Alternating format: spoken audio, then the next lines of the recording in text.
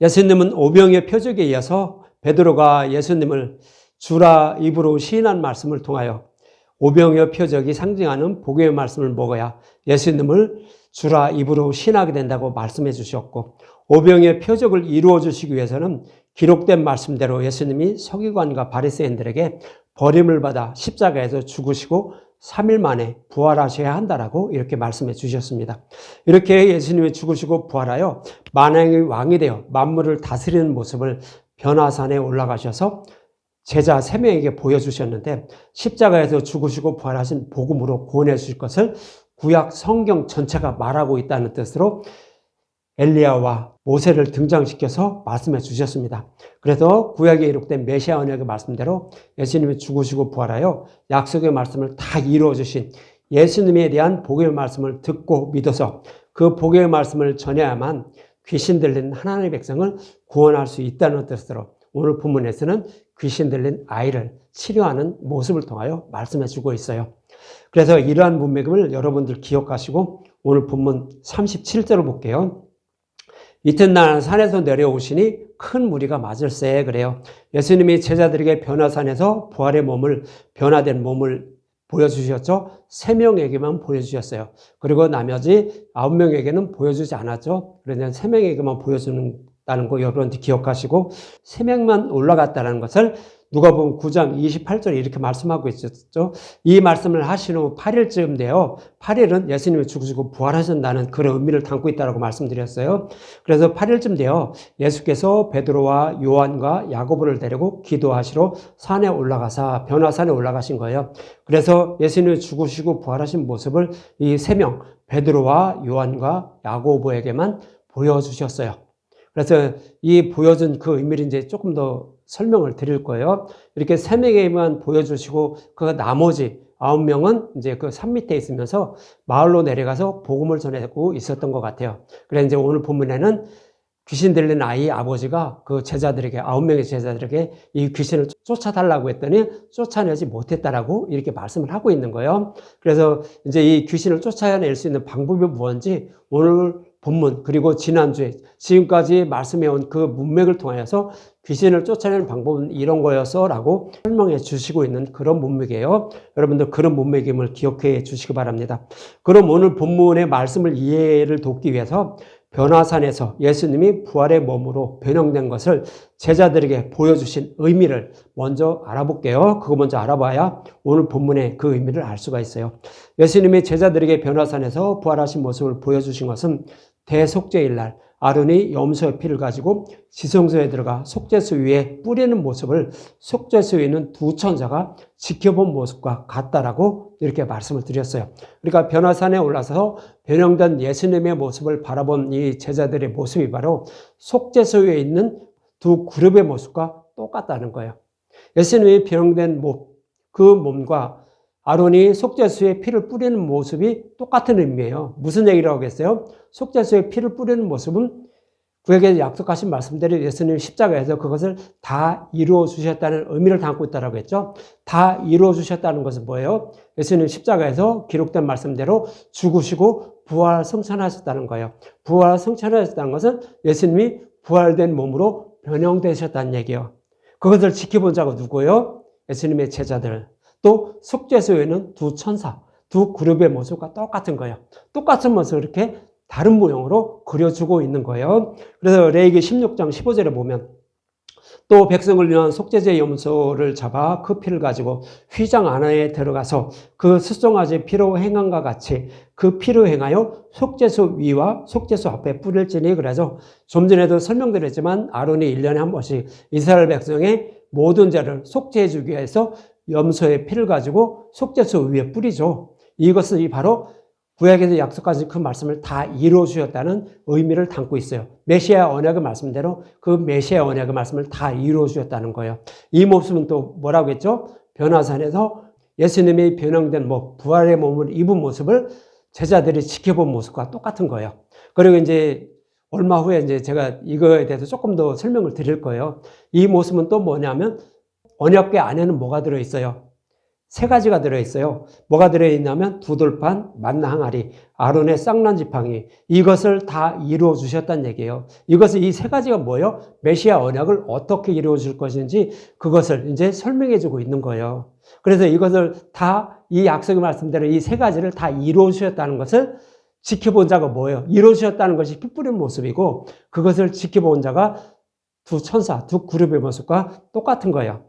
그래서 구약의 약속하신 말씀을 예수님 십자가에서 다 이루셨다는 그 의미고 피 뿌리는 모습이 그 의미고 그것을 지켜본 자가 바로 두 그룹의 의미예요. 그래서 저와 여러분들도 예수님이 구약에 약속하신 그 약속의 말씀을 십자가를 통하여 죽으시고 부활하셔서 다 이루어주셨다는 것을 마음의 눈으로 바라봐야 구원받게 된다고 말씀드렸죠. 이미 그거 말씀드렸어요. 그래서 우리는 무슨 말씀만 들어야 된다고 했죠? 오직 누르기 없는 복음의 말씀을 들을 때 성령이 오셔서 우리를 십자가로 끌고 가서 예수님이 우리 죄 때문에 죽으시고 부활, 승천하셨다는 것을 마음의 눈으로 바라보게 한다라고 했죠. 스가랴 10장인가요? 거기라고 말씀드렸어요.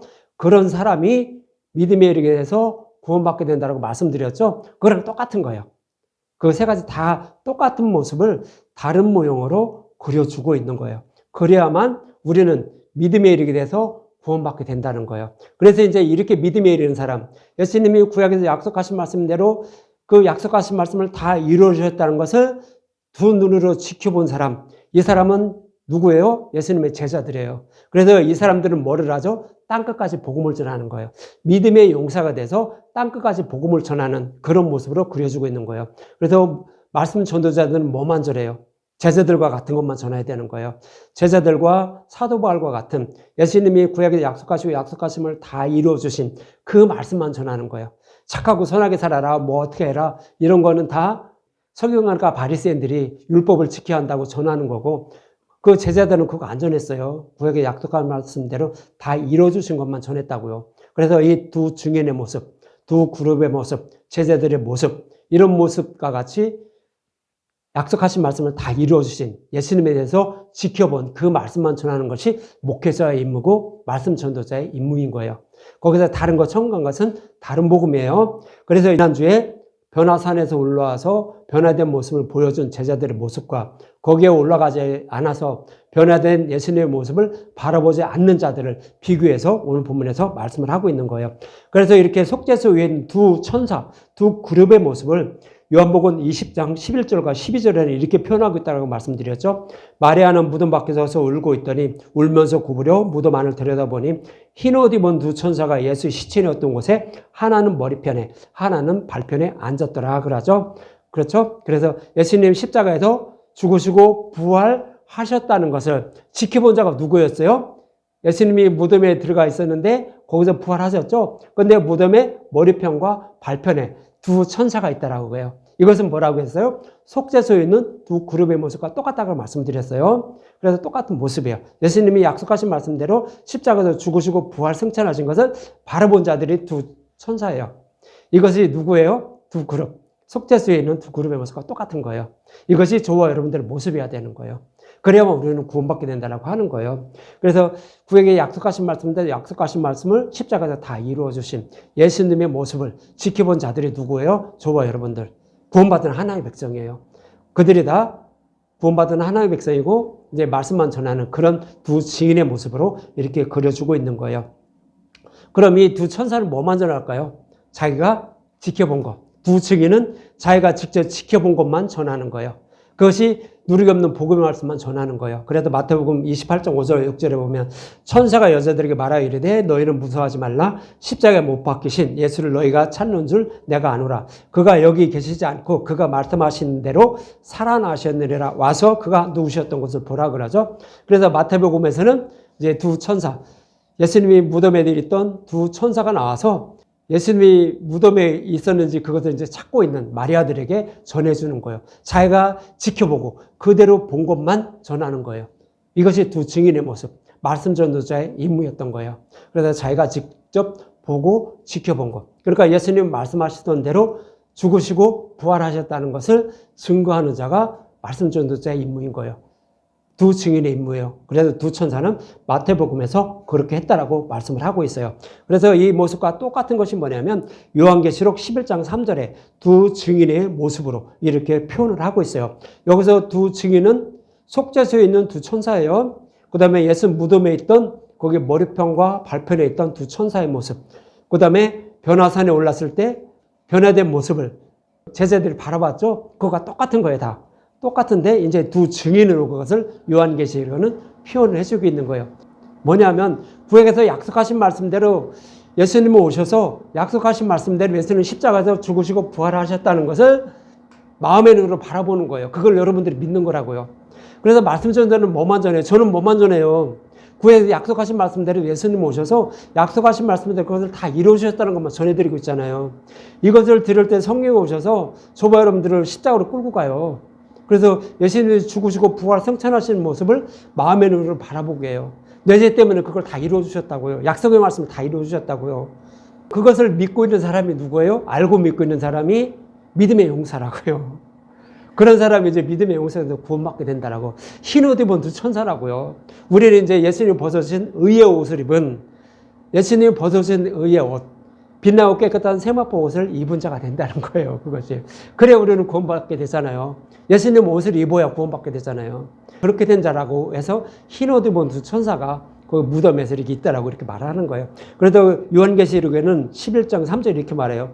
내가 나의 두 증인에게 권세를 주리니 그들이 굵은 베옷을 입고 1260일을 예언하리라 그러죠. 이 두 증인은 뭐예요?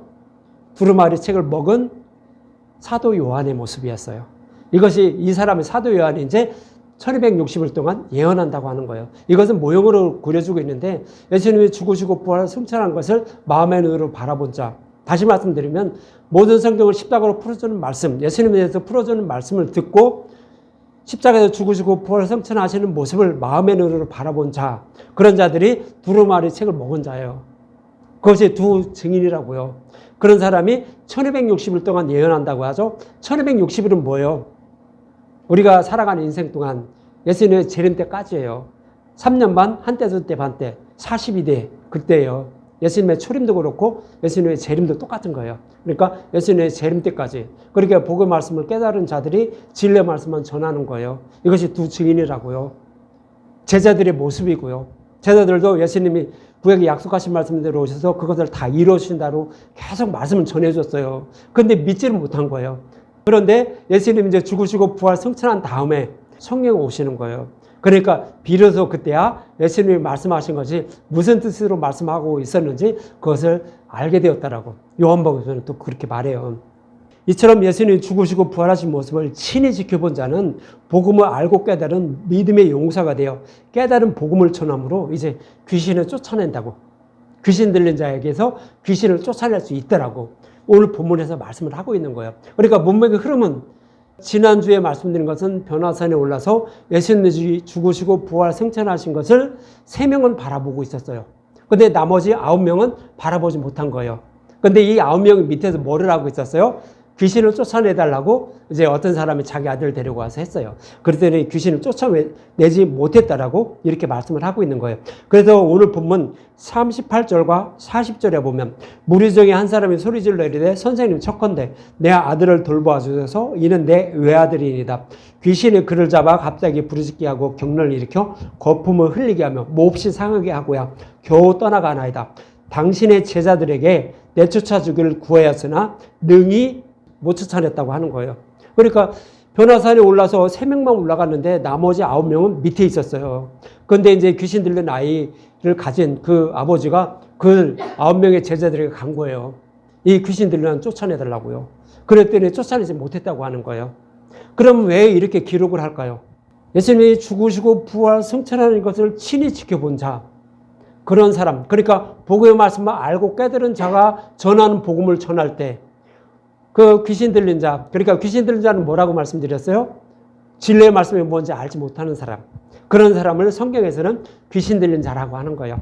예수님의 이름을 부르고 뭐를 다 한다 할지라도 진리의 복음이 뭔지 모르는 사람. 그러니까 예수님이 죽으시고 부활 승천한 그 예수님의 모습을 마음의 눈으로 바라보지 못한 사람. 이런 사람은 다 귀신 들린 자예요.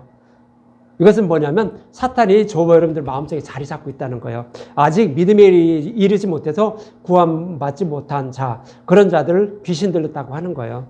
그래서 그런 자에게 복음의 말씀을 전해서 이를 구원케 해달라고 했는데 제자들이 아무리 얘기를 해도 못 쫓아낸다는 거예요. 구원받지 못했다는 얘기예요. 그럼 왜 귀신을 쫓아내지 못했을까요? 지금까지 설명드렸죠. 변화산에 올라서 제자 3명은 바라보고 있었는데요. 예수님이 죽으시고 부활 승천하신 것을 직접 바라봤어요. 근데 밑에 있는 제자들은 아직 거기까지 가지 못한 거예요. 예수님의 말씀을 듣고 죽으시고 부활 승천하신 것을 알고 있는데 아직 그것을 직접 바라보지 못한 거예요. 믿음에 이르지 못했다고요. 육적인 눈으로 바라본 것이 아니라 마음의 눈으로 바라보지 못했다고요. 물론 제자들은 이제 예수님이 죽으시고 부활 승천하신 모습을 성경에서는 다 바라봤다고 해요. 그것을 직접 목격을 했어요. 근데 이제 여기서는 또 다른 모형으로 그려주고 있는 거예요. 그래서 이 제자들은 9명의 제자들은 예수님이 죽으시고 부활 승천한 것을 바라보지 못했으니까 믿음의 용사가 되지 못한 거예요. 믿음의 용사가 되지 못했으면 어떻게 될까요? 다른 복음만 전해요. 그럼 다른 복음을 전하면 어떻게 될까요? 귀신을 쫓아내지 못한다고요. 구원에 이르게 하지 못한다고요. 우리는요, 오직 누리기 없는 진리의 말씀만 들어야 돼요. 그러면 성령이 오셔서 진리의 길을 인도해 주시는데 십자가로 끌고 가서 십자가 밑에 우리를 마음의 눈으로 쳐다볼 수 있도록 거기다 세워놓고 예수님이 우리 죄 때문에 약속의 말씀대로 죽으시고 부활 승천하신 것을 바라보게 해요. 변화산에 올랐을 때 예수님이 변화된 몸을 바라보게 한 것처럼 그렇게 한다고요. 그런 자가 구원을 받아요. 그런데 다른 복음을 전하면 어떡하죠? 성령 오시지 않아요. 그래서 거기를 끌고 가지 않는다고요. 그래서 믿음이 이르지 못한다고 하는 거예요. 그래서 요한복음 3장 5절에는요.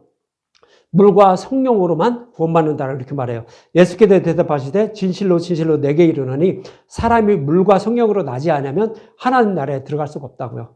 그러니까 여기서 물은 뭐예요? 누르기 없는 복음의 말씀이에요. 자기가 지켜본 거. 예수님이 죽으시고 부활 승천하셨던 것을 마음의 눈으로 지켜본 자. 그가 전하는 말씀. 그러니까 진리의 말씀이에요. 진리의 말씀으로만 들을 때 성령이 오셔서 우리를 십자가 밑으로 끌고 가서 죽으시고 부활 승천하신 예수님의 모습을 바라보게 해서 우리를 구원케 한다고요. 우리가 구원받을 수 있는 방법은 이거밖에 없어요. 우리가 아무리 기도 뭐 백날 천날 다 한다고 할지라도 이 진리의 말씀을 듣지 못하면 구원받지 못해요. 그래서 성경은 물과 성령으로만 거듭난다고 하는 거예요. 그래서 오늘 본문에서도 제자들에게 너희들은 귀신 쫓아내지 못했다고 하는 거예요. 왜요? 예수님이 죽으시고 부활 승천하신 것을 마음의 눈으로 바라보지 못했기 때문에. 근데 나중에 이제 제자들은 어떻게 이제 그것을 바라보게 되죠? 이 말씀을 듣고요. 예수님이 죽으시고 부활 승천해요. 그것을 목격해요. 그리고 나서 성령이 오셔요. 성령이 오셔서 이제 생각나게 만드는 거예요. 그러니까 진리의 길로 인도해서 믿음의 용사로 만들어주는 거예요. 그래서 사도행전에서 성령이 임한 다음에 제자들이 복음을 전하는 그런 모습으로 그려준 거예요. 그래서 물과 성령으로만 우리는 거듭나 구원받게 되는데 오직 누르기 없는 복음의 말씀만 듣고 믿어야 구원받게 된다라고 말하는 거예요. 근데 그렇지 않고요. 예수님의 죽으신과 부활 다 알고요. 다 알아요. 근데 다른 복음 섞인 것. 그러니까 아직 예수님이 죽으시고 부활 승천하는 것을 마음의 눈으로 바라보지 못한 사람. 이런 사람들이 복음의 말씀이라고 전하면 어떻게 될까요? 예수님 십자가 다 전해요. 똑같이 전해요. 똑같이 전했는데도 거기에 진리가 아닌 다른 것들 조금씩 섞여서 전해요. 이렇게 되면 어떻게 될까요? 귀신을 쫓아내지 못한다고요. 믿음에 이르게 해서 구원받지 못한다고요. 무슨 얘기냐면 진리의 말씀을 들을 때만 성령 오셔요. 근데 다른 복음은 조금만 섞인 걸 듣고 믿으려고 할 때는 성령 오시지 않아요. 그래서 구원받지 못한다고요. 그래서 사도행전 19장 14절과 16절에는 유대의 한 제사장이 귀신을 쫓아내려고요. 복음을 전한 거예요. 그들도.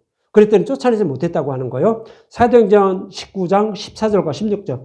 유대의 한 제사장 스가랴와 7 아들도 이 일을 행하더니, 그러니까 제자들과 사도 바울처럼 똑같이 그렇게 한 거예요. 똑같이 따라서 한 거예요. 그렇게 했다고 하는 거예요. 근데 악귀가 대답하여 이르되 내가 예수도 알고 바울도 알거니와 너희는 누구냐 하며 악귀 들린 사람이 그에 뛰어올라 눌러 이기니 그들이 상하여 벗은 몸으로 그 집에도 도망하는지라 그러죠. 다른 복음을 전할 때, 그러니까 여러분들이 조금이라도 누르기 섞인 다른 복음으로 하나님을 섬기면서 구원받으려고 하면 성령이 오시지 않고 귀신이 오히려 더 들어와서 발광한다고요. 귀신이 더 좋아한다고요. 그러니까 우리는 구원받지 못한다고 하는 거예요. 그래서 오직 누리 없는 복의 말씀, 구약에서 약속하신 말씀대로 예수님 오셔서 십자가에서 죽으시고 부활하셨다는 것을 마음의 눈으로 바라봐야 돼요. 이것이 구원받는 거예요. 믿음의 용서가 되는 거예요. 이럴 때 성령이 오셔서 그 일을 이루어 주셔요. 그래서 그것을 복음의 말씀을 깨닫고 믿게 돼서 우리는 구원받게 되는데, 그리고 이제 이런 복음의 말씀만 전해야만 귀신 들린 자를 치료할 수가 있어요. 그러니까 아직 복음의 말씀을 모르는 사람에게 복음을 전할 때 그를 구원받게 할 수 있더라고요. 그런데 그렇지 않고 조금이라도 다른 복음을 섞인 것을 전하게 되면 구원에 이르게 하지 못한다고요. 그냥 열심히 노력만 할 뿐 그것은 구원에 이르지 못하는, 그렇게 된다라고 이렇게 말을 하는 거예요. 그래서 예수님이 이제 귀신을 쫓아나게 되죠. 오늘 본 41절과 43절에 보면 예수께서 대답하여 이르시되 믿음이 없고 패역한 세대여, 내가 얼마나 너희와 함께 있으며 너희에게 참으려 내 아들을 이리로 데리고 오라 하시니 올 때에 귀신이 그를 거꾸로 들이고 심한 경련을 일으키게 하는지라. 예수께서 더러운 귀신을 끄집으시고 아이를 낳게 하사 그 아버지에게 도로 주시니 사람들이 다 하나님의 위엄에 놀라니라 그러죠. 여기서 믿음이 없고 패역하다는 것은 아무리 가르쳐줘도 그것을 깨닫지 못한다는 거예요. 무슨 뜻으로 이렇게 예수님이 말씀하는지 그것을 도저히 모르고 있다는 거예요. 그것이 패역하고 믿음이 없다라는 거예요. 예수님도 다 아시죠. 왜 이렇게 할까요? 아무리 얘기해도 우리는 다 그렇다는 거예요. 왜요? 우리의 마음밭은 어떻죠? 가시밭과 돌짝밭과 길가밭 같아요. 그래서 아무리 얘기를 해도 우리 스스로는 믿음에 이르지 못해요. 예수님도 그걸 알아요. 그러면서 알면서도 그렇게 하는 거예요. 그래서 이제 이렇게 다 저기 하면 이 말씀만 듣고 있으라는 거예요. 예수님이 가르쳐준 그 말씀만 그냥 어린아이처럼 가만히 듣고 있으라는 거예요. 그러면 그 말씀만 듣고 있으면 이제 성령 오신다는 거예요. 누르기 없는 복음의 말씀만 듣고 있으면 성령이 오셔서 그것을 깨닫게 한다는 거예요. 그런데 제자들은 그것조차도 못하고 있다라고 이 뒤에 말씀을 하고 있는 거예요. 그래서 이제 이 제자들이요, 이렇게 예수님이 가르쳐 준 거 언제 이렇게 깨닫게 되면 요한복음 2장 22절에 이때 깨달았다고 해요. 요한복음 2장 22절에 보면 죽은 자 가운데서 살아나신 후에야 제자들이 이 말씀하신 것을 기억하고 성경과 예수께서 하신 말씀을 믿었더라 그러죠. 그래서 요한복음 2장에서 가나의 혼인잔치, 그리고 이 성전을 헐라 내가 3일 만에 일으키리라 라고 이렇게 말씀하신 거예요. 그런데 이 말씀의 뜻도 몰랐다는 거예요. 그런데 언제 아는 거예요? 예수님이 죽으시고 부활 상태를 하신 다음에 성령 오신 후에야 그것을 무슨 뜻으로 말씀하셨는지 그때서 알았다는 거예요. 그러니까 우리도 똑같아요. 우리도 성령 오셔야만 이 성령에서 왜 이런 말씀을 하셨는지 그것을 깨달을 수 있어요. 그렇지 않으면, 성령 오시지 않으면 이 성경 문자 그대로 봐요. 그리고 내 속에 오른 대로 해석해서 전해버려요. 이 성경은 다 예수님에 대해서 말씀하고 있는 거예요. 모형과 그림자로 말씀하고 있는 거예요. 그래서 그것을 풀어줘야 되는데 그것으로 풀어주지 않고 내 속에 오른 대로 그냥 이렇게 풀어주게 되면 여러분들 구원받지 못해요. 진리가 아니기 때문에 그런 거예요. 그래서 구원받지 못하는데 그렇게 전하지 말라라고. 그래서 제자들도요, 성령 오심으로 말미암아 그때서 비로소 이렇게 깨닫게 되었다라고 성경은 그렇게 말씀을 하고 있는 거예요. 그래서 너희들 이렇게 아무리 얘기해도 이렇게 알아듣지 못하는데 너희들을 알아듣고 깨닫게 하기 위해서 내가 3일 만에 죽으시고 부활할 거야. 알았지? 라고 하면서 오늘 본문이죠. 44절과 45절에 보면 이런 말씀하고 있어요. 그들이 다 그 행하시는 모든 일을 놀랍게 여길세 예수께서 제자들에게 이르시되 이 말을 너희 귀에 담아두라. 인자가 장차 사람들의 손에 넘겨지리라 하시되 그들이 이 말씀을 알지 못하니 이는 그들로 깨닫지 못하게 숨긴 바 되었습니다. 또 그들은 이 말씀을 묻기도 두려워하더라 그러죠. 이 앞전에도요, 예수님이 죽으시고 부활할 것을 말씀하시고 변화산에 오르셨어요. 근데 무슨 뜻인지도 몰라요. 근데 또 내려와서 또 오늘 본문에서 또 말씀하시는데 이때 또 모른대요. 그러면서 예수님이 그러셨잖아요. 이거 숨긴 바 되기 때문에 무슨 말씀을 하셨는지 모르고 있다는 거예요. 숨긴 바 되었다라고 하는 말씀은 뭐죠? 모든 인류는요, 영적 맹인들이에요. 왜 맹인들이죠? 이 성경 말씀에서요, 진리의 말씀을 우리 스스로 찾아먹지 못해요.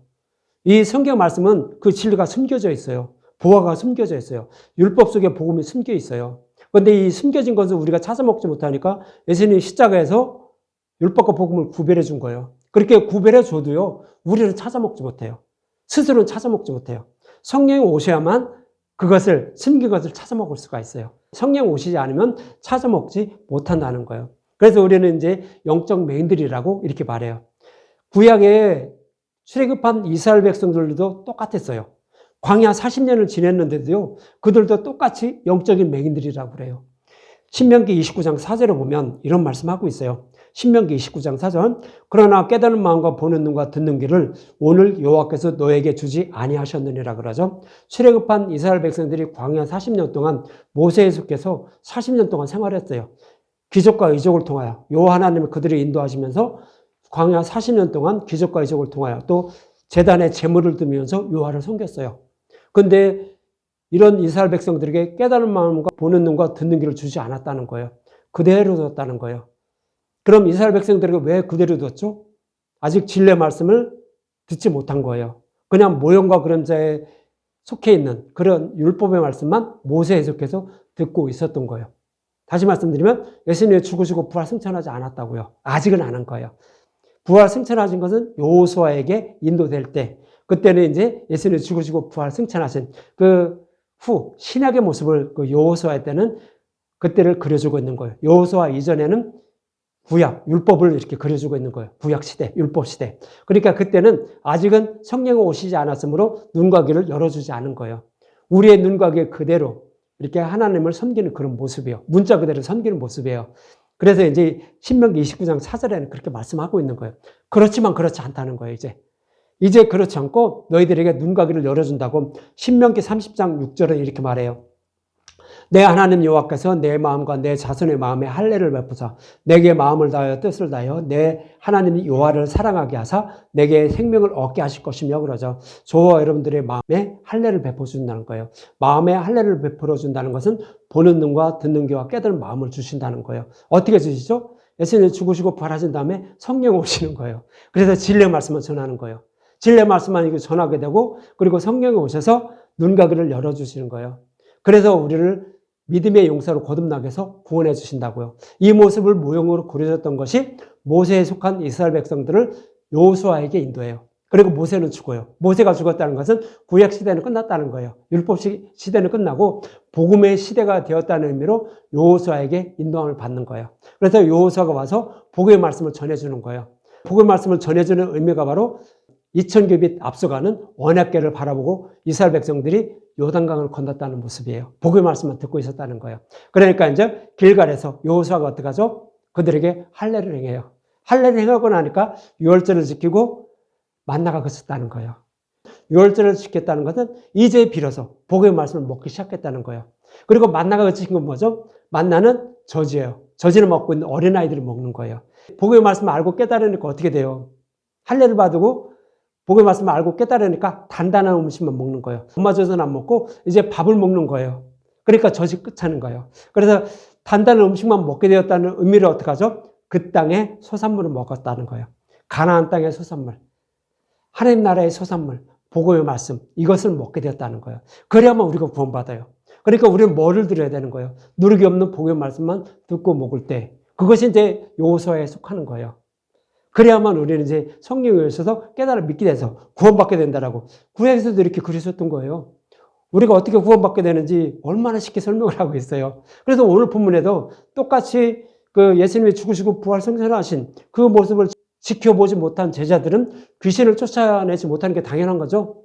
구원받지 못하는 게 당연한 거예요. 왜요? 아직 믿음의 용사가 되지 않았기 때문에. 그러나 믿음의 용사가 된 다음에 진리의 복음만 전하면 그 말씀을 듣게 되면 어떻게 되죠? 귀신을 쫓아낸다고요. 그렇게 돼서 예수님은 그러는 거예요. 이 폐역한 세대 왜 그것도 모르고 있니? 그렇지만 내가 너희들을 복음의 말씀을 깨달아 믿게 해서 복음 전자로 하기 위해서 땅끝까지 복음을 전하게 하기 위해서 3일 만에 죽으시고 부활하신다라고 이렇게 오늘 본문에서 또 다시 한번 말씀을 하고 있는 거예요. 그런데 이렇게 말씀해 주셨는데요. 오늘 본문의 제자들은 또 이렇게 행하고 있더라고요. 오늘 보면 46절과 48절.